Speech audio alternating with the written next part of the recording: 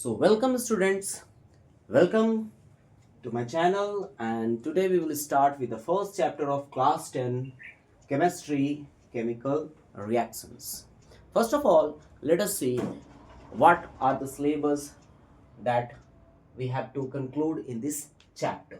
So, in this chapter, we will start from the chemical reactions, or you have already seen about, you have already learned about chemical changes as well as physical changes. तो आप लोगों ने chemical changes और physical changes के बारे में पहले से ही पढ़ रखा है, बहुत सारी बातें आप लोग जानते हो। तो उसी केमिकल चेंजेस को हम लोग और आगे डिटेल में थोड़ा सा समझेंगे। एक chemical reaction, to complete chemical reactions, सबसे पहले हम लोग को क्या क्या कंडीशंस होते हैं, what are the conditions required to a chemical reaction to take place. First of all, for a chemical reactions to take place, it must be in close contact. We will read these in detail it further. ठीक है। सबसे पहले हम लोग देखते हैं close contact. Close contact means क्या होता है कि जब दो सब्सटेंस को एक साथ मिक्स करते हैं, साथ में लाते हैं। कुछ कुछ केमिकल रिएक्शंस ऐसे होते हैं जो कि सॉल्यूशन में ही पार्टिसिपेट करते हैं, सॉल्यूशन में ही होते हैं। उनको सॉल्यूशन बनाना मीन्स उसको पानी में घोलना या फिर कोई सॉल्वेंट में घोलना, that is the formation of solution. Some chemical reactions takes place at high pressure, उसको प्रेशर बहुत ज्यादा चाहिए होता है। ठीक है। Some chemical reactions takes place at high temperature, means उसको हीट देना पड़ता है। Some chemical reactions takes place in the presence of catalyst. तो कैटलिस्ट क्या होता है, इसके बारे में भी वीडियो में बने रहे, हम लोग आगे जानेंगे। ठीक है। कुछ केमिकल रिएक्शंस लाइट के प्रेजेंस में होता है। सिंपल से एग्जांपल आप लोग बचपन से पढ़ते आ रहे हो, फोटोसिंथेसिस, तो वो लाइट के प्रेजेंस में ही होता है। और कुछ रिएक्शंस जो होते हैं वो इलेक्ट्रिसिटी के प्रेजेंस में भी होते हैं। तो ये सारे थे आपके कंडीशंस। और इन कंडीशंस, जितने भी केमिकल रिएक्शंस देखोगे, इन कंडीशंस को उसमें किसी न किसी एक कंडीशन या एक से ज्यादा कंडीशंस को उस केमिकल रिएक्शंस में आपको देखने को मिलेगा ही मिलेगा। सेकेंड हम लोग जाते हैं कि एक कैरेक्टरिस्टिक्स होता है। तो reaction, there are two types of reactions और टू टाइप्स ऑफ प्रोसेसेस। एक केमिकल प्रोसेस होता है और एक फिजिकल प्रोसेस होता है। तो फिजिकल प्रोसेस में फिजिकल कैरेक्टरिस्टिक्स उसका चेंज होता है, जैसे बॉइलिंग पॉइंट होता है, मेल्टिंग पॉइंट होता है, उसका शेप, साइज वगैरह वगैरह सारा होता है फिजिकल में। केमिकल में क्या होता है, कुछ कैरेक्टरिस्टिक्स होते हैं जो कि डिटरमाइन करते हैं कि हाँ केमिकल रिएक्शन हुआ है या नहीं हुआ है। So these are some characteristics that confirms that the chemical reactions has taken place. The first one is evolution of gas. There are some chemical reactions जिसमें कि gas evolve होता है। Formation of precipitate. Precipitate means the formation of insoluble substances. It is known as precipitate. तो कुछ chemical reactions ऐसे होते हैं जिसमें precipitate बनता है। चेंज इन कलर, कुछ केमिकल रिएक्शंस ऐसे भी होते हैं जिसमें कलर का चेंज होता है, ड्रास्टिक चेंज आपको देखने को मिलेगा। ऑरेंज है, ग्रीन हो गया, पिंक है, कलरलेस हो गया। So these are the drastic changes that can be seen in chemical reactions. और कुछ कुछ केमिकल रिएक्शन, जो most of the chemical reaction, ये जो चेंज इन टेम्परेचर वाला है, ये चेंज इन टेम्परेचर हम लोग सारे के सारे जितने भी रिएक्शंस देखेंगे सभी ये चेंज इन टेम्परेचर के बारे में जिक्र जरूर करेंगे। सो किसी किसी रिएक्शंस में होता है कि चेंज इन टेम्परेचर घट जाता है, रिएक्शन कंप्लीट हुआ तो जो भी हमारे पास प्रोडक्ट मिला उसका टेम्परेचर कम हो गया। जबकि कुछ कुछ ऐसे रिएक्शंस होते हैं, तो रिएक्शन हुआ तो जब प्रोडक्ट बना तो उसमें उसका टेम्परेचर बढ़ जाता है। तो कभी टेम्परेचर का घटना, कभी टेम्परेचर का बढ़ना, this is the change in temperature. And the last one is change in state. आप तीन स्टेट के बारे में जानते हो, solid, liquid and gas. Mostly और भी आप स्टेट्स के बारे में जानते होगे, प्लाज्मा, बीईसी वगैरह वगैरह जानते होगे। टोटल 5 स्टेट्स के बारे में आप जानते होगे, लेकिन हम लोग यहाँ पे 3 स्टेट के बारे में जानेंगे, सॉलिड, लिक्विड एंड गैस। और लिक्विड में ही हम लोग और भी आगे चलेंगे। लिक्विड में उसको 2 तरीके से डिटरमाइन करेंगे, एक तो हम लोग लिक्विड लिखेंगे और दूसरा हम लोग एक्वस लिखेंगे। Aqueous means dissolve in water. Aqueous word ही आया है एक्वा से, एक्वा का मतलब होता है वाटर। तो लिक्विड को हम लोग 2 तरीके से डिटरमाइन करेंगे, एक लिक्विड और दूसरा एक्वस। अंडरस्टूड। इसके बाद हम लोग चलते हैं और इसके बाद हम लोग कवर करेंगे इस चैप्टर में केमिकल इक्वेशंस। तो केमिकल इक्वेशंस जनरली 2 चीजों से बना हुआ होता है, एक तो रिएक्टेंट होते हैं और दूसरा प्रोडक्ट होता है। ठीक है। और इन दोनों को सेपरेट करते हैं या प्रोसीड करते हैं with the help of an arrow. ठीक है। अब इस केमिकल इक्वेशंस में हम लोग 3 से 4 तरह के जो को पढ़ेंगे। सबसे पहले हमारे पास है वर्ड इक्वेशंस। वर्ड इक्वेशन के बारे में जानेंगे। सपोज दैट एक रिएक्शन हम लोग लेते हैं कि मैग्नीशियम और ऑक्सीजन रिएक्ट कर रहा है, तो हम लोग वर्ड इक्वेशन ऐसे लिख देते हैं, magnesium plus oxygen gives magnesium oxide, magnesium oxide. ठीक है, इसी को अगर हम लोग स्केलेटल इक्वेशन क्या होता है कि ये जो वर्ड इक्वेशन है, इस वर्ड इक्वेशन को हम लोग सिंबल वर्ड में जितने भी हमारे पास जो फॉर्मूलाज है, जो कंपाउंड, जो एटम्स है, जो एलिमेंट्स है, उनके फॉर्मूला को यूज करके हम लोग इक्वेशन बनाते हैं, उसको हम लोग स्केलेटल इक्वेशन बोलते हैं। अब ये स्केलेटल इक्वेशन आपका दो तरह का होगा, एक तो बैलेंस्ड इक्वेशन और एक अनबैलेंस्ड इक्वेशन। जो अनबैलेंस्ड इक्वेशन होगा उसको हम लोग बैलेंस करेंगे तो हम लोग पढ़ेंगे बैलेंसिंग अ केमिकल इक्वेशन। और इस बैलेंसिंग में भी हम लोग दो तरीके सीखेंगे बैलेंसिंग में। आगे बढ़ते हैं, हम लोग टाइप्स ऑफ रिएक्शंस के बारे में जानते हैं। तो ये हमारे पास जो इस चैप्टर का मेन टॉपिक है, टाइप्स ऑफ रिएक्शंस। यहाँ तक तो हम लोगों ने देखा कि कैसे एक केमिकल रिएक्शंस होते हैं, कैसे केमिकल रिएक्शन टेक प्लेस करते हैं, कैसे वो हम लोग जाने हैं कि वो केमिकल रिएक्शन है या नहीं है, उस केमिकल रिएक्शंस को लिखेंगे कैसे। अंडरस्टूड। अब वो केमिकल रिएक्शंस कौन कौन से होंगे उसके बारे में हम लोग इधर जानेंगे। सबसे पहले हम लोग जानेंगे कॉम्बिनेशन रिएक्शंस के बारे में। कॉम्बिनेशन रिएक्शंस के बाद हम लोग जानेंगे डिकम्पोजिशन रिएक्शंस के बारे में। Then we will talk about displacement reaction and then we will talk about double displacement, and at last we will read about oxidation and reduction, that is commonly known as redox reactions. Understood? So इस chapter में हम लोग इतना पढ़ने वाले हैं, तो चलो शुरू करते हैं। सबसे पहले कंडीशन से शुरू करते हैं हम लोग। Let's start with the conditions, that is close contact, solution, pressure, heat, catalyst, light and electricity. We will deal it one by one. Okay students, so let us start from the first, that is condition for chemical change.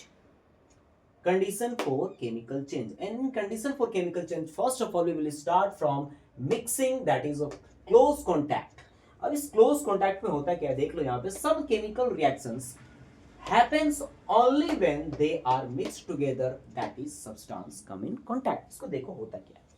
So suppose we have taken two reactants.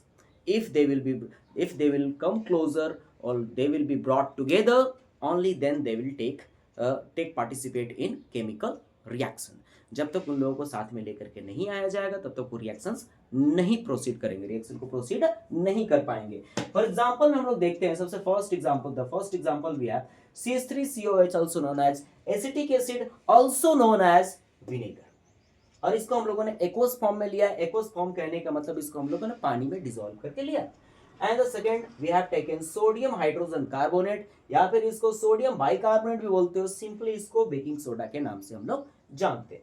जब इसको हम लोग react करवाते हैं तो हम लोगों को सोडियम एसीटेट मिलता है, साथ में हम लोग carbon dioxide, bubbles of carbon dioxide release होते हुए दिखता है, और साथ ही साथ H2 in the form of liquid होता है। और ये एक्सपेरिमेंट्स आप बचपन से करते आ रहे हो। याद करो जब आपने वोल्केनिक इरप्शंस के बारे में जिक्र किया होगा 7 क्लास 6 क्लास में, आपने वोल्केनिक इरप्शन साइंस एग्जीबिशन में बनाया होगा, आप यही केमिकल्स यूज करते थे।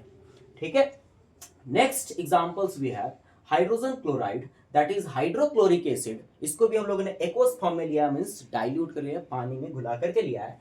और साथ में हम लोगों ने लिया सोडियम हाइड्रोक्साइड, ये भी एक्वस फॉर्म में लिया, हम लोग का बनता है common salt, that is sodium chloride and the formation of water.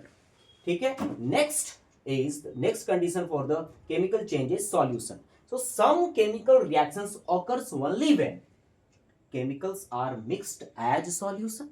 Solution कहने का मतलब उसको किसी सॉल्वेंट में घुला करके डालना है। अब वो सॉल्वेंट जनरली वाटर होता है, अंडरस्टूड। सॉल्यूशन में या फिर उसको हम लोग डायरेक्टली मोल्टेन स्टेट में ही ले लें। मोल्टेन स्टेट कहने का मतलब जो भी हम लोगों ने रिएक्टेंट लिया उसका लिक्विड स्टेट में ले लेते हैं। अब कुछ सब्सटेंस जो होते हैं वो सॉलिड स्टेट में ही प्रेफर करते हैं एग्जिस्ट करने के लिए, तो उसको हम लोग हाई टेम्परेचर हीट दे करके उसको लिक्विड स्टेट में कन्वर्ट करते हैं। आपने पढ़ा होगा कि जैसे ही हम लोग हीट बढ़ाते हैं, टेम्परेचर बढ़ाते हैं, वैसे ही सॉलिड लिक्विड में कन्वर्ट होता है, और उसमें और टेम्परेचर बढ़ाते हैं तो लिक्विड गैस में कन्वर्ट हो जाता है। This is the change in state of a matter. आपने ये बचपन से पढ़ा है, ठीक है, क्लास 9 में अच्छे से पढ़ा है। और किसी में होता है कि सॉलिड डायरेक्टली गैस में भी कन्वर्ट हो जाता है। So this you have read in class 9 in detail. आगे बढ़ते हैं हम लोग। सो हम लोग क्या लेंगे यहाँ पे, सोडियम क्लोराइड, जिसको कॉमन सॉल्ट के नाम से जानते हो, एक्वस फॉर्म में लेंगे, एक्वस फॉर्म में लेंगे, पानी में घुला हुआ है, ठीक है। हम लोग पढ़ ही रहे हैं कि सॉल्यूशन फॉर्म में। Then again we have taken AgNO3 that is silver nitrate also in aqueous state, ये भी पानी में घुला हुआ है। तो हम लोगों ने दो टेस्ट ट्यूब लिया, suppose we have taken two test tube.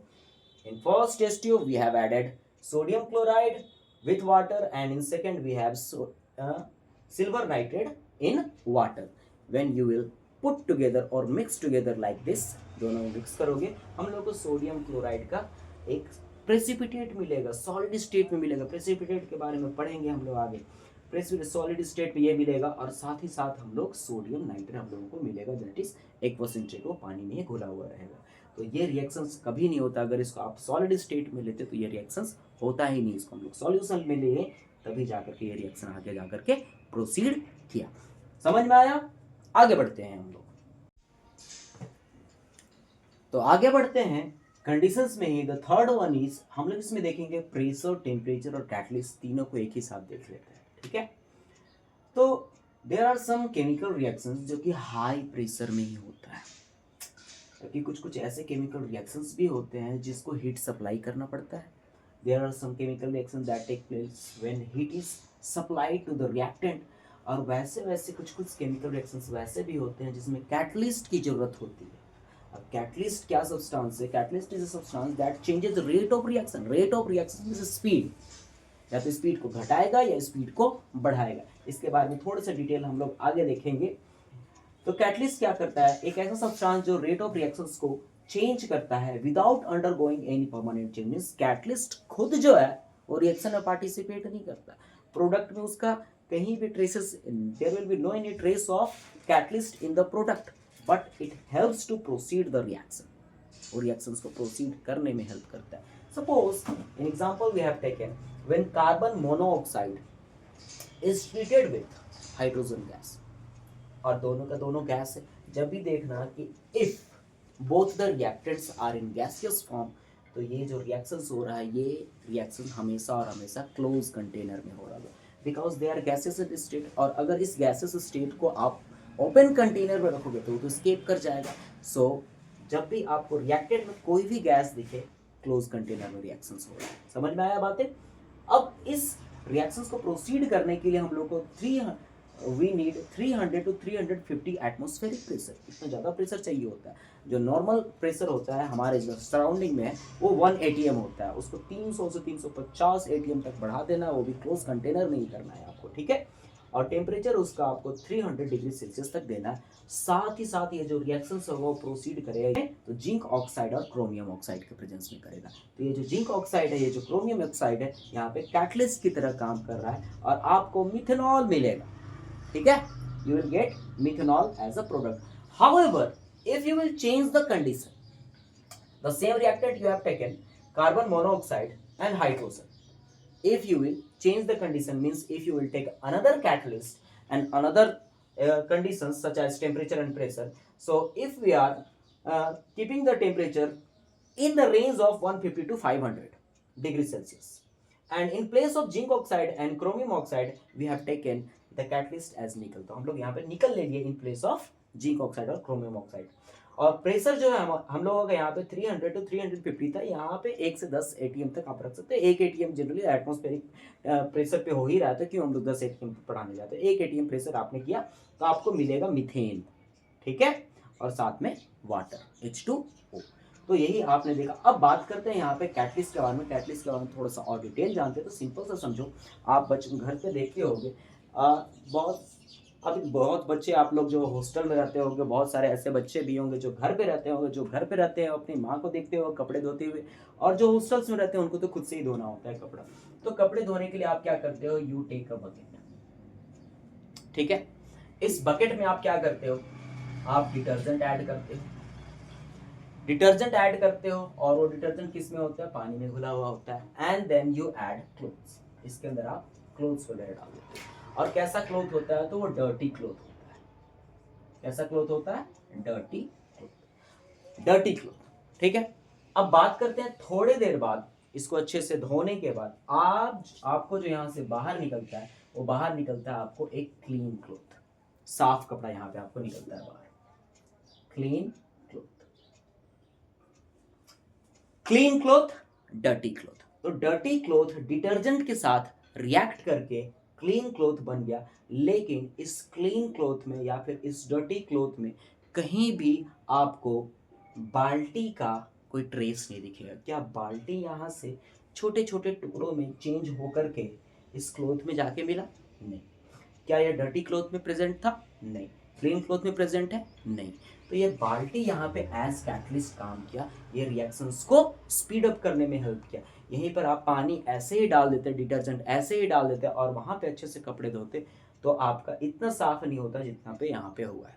वो साफ जो होता वो थोड़ा होता, लेकिन बहुत टाइम लगता है, उसको रगड़ने में आपको टाइम लगता है, बहुत रगड़ रहे, ब्रश का यूज कर रहे वगैरह वगैरह। अब तो डिफरेंट टाइप से तरीके बहुत सारे आपके कपड़े धोने के, तो टाइम लगता है। लेकिन आप जब बाल्टी में उसको डाला, भिगोया, तो कुछ देर बाद वो जो डर्टी सब्सटेंस थे, ऑयल्स थे, डर्ट थे, जो भी है, वो थोड़े खुद ब खुद क्लीन हो गए। साथ में आपने जब हाथ से उसको रगड़ा वगैरह तो आराम से क्लीन हो गए। तो यहाँ पे जो बकेट है वो एक कैटलिस्ट की तरह काम कर रहा है, वो रिएक्शंस के रेट को बढ़ाने का काम कर रहा है। तो वही काम यहाँ पे जिंक ऑक्साइड कर रहा है और क्रोमियम ऑक्साइड कर रहा है, और इस केस में निकल कर रहा है। अब बात करते हैं, क्या ये कैटलिस्ट सिर्फ और सिर्फ रेट ऑफ रिएक्शंस को बढ़ाता है या फिर घटाता है? क्योंकि हम लोगों ने यहाँ पे चेंज लिखा है।